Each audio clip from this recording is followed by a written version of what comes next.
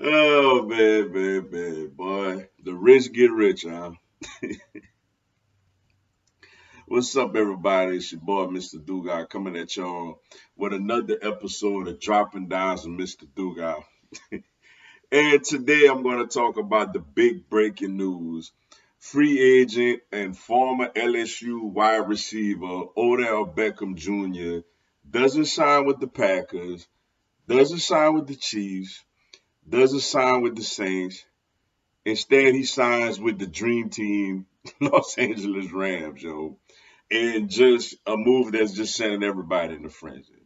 Before I get into this video, for everyone, if you want to give me a follow on my social media platforms, I'm gonna have all that information down in the description box. May not always get a chance to respond to questions and comments on these videos, so feel free to DM me.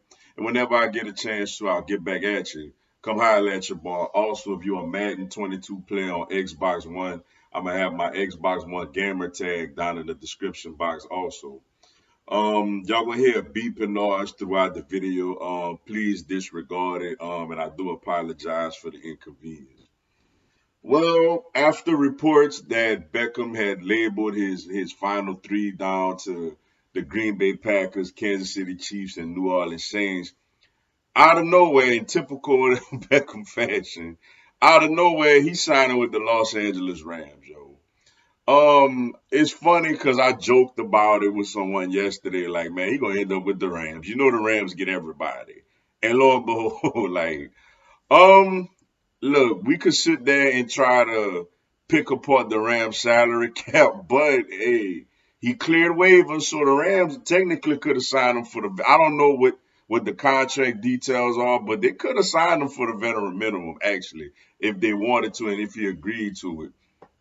But as far as from a football standpoint, I, I mean they got to be the favorites. I mean, when you look at this team, they just coming off of a tough loss to the Tennessee Titans at home Sunday night. They what 7-2. They got to be the favorites. When you look at Matthew Stafford and the type of player he is, I know he had a bad game last game, but you look at the talent that he is and the big arm that he has. Collaborated with the fact you got a receiver like Cooper Kupp, who has been the top receiver in the NFL so far this season, a route running, tough physical receiver like a Robert Woods, a solid tight end like Tyler Higbee, um, and now you got a young receiver, a young solid receiver in Van Jefferson. Now you throw in Odell Beckham Jr. I mean, then defensively you have Aaron Donald on the interior. You have Von Miller coming off the edge now, and you're gonna have Jalen Ramsey in the secondary. I mean, like this team, has it all pretty much. And they're gonna be a tough out. If they stay healthy, they're gonna be a tough out, yo. Then you gotta collaborate that with the offensive mind of a Sean McVay, the way that he could draw plays up, to get certain mismatches and certain advantages against other teams' weaknesses. You have a team that right now is the Super Bowl favorites. If Beckham is anything of what he used to be, I mean, how can he not help? You can't double everybody and Matthew Stafford has the arm to be able to get it out there. Now the one big thing they're gonna have to get solidified is the offensive line. No matter how much weapons you have, you got to be able to block people. And they gave up 5 sacks to the Tennessee Titans Sunday night. So that's something that they're going to have to clean up is, their ability to protect Matthew Stafford and get a little more of a consistent run game. The loss of Cam Akers in the offseason is a big deal, but you have Henderson, Michelle. I don't know if he even healthy or not. I ain't seen him in a while, but you got running backs that are interchangeable that you could go with a committee. But I mean, they're the favorites, yo. Like they have to be the favorites now. And with them, you gotta give their front office a lot of credit as far as this is a team that's they're selling out the win.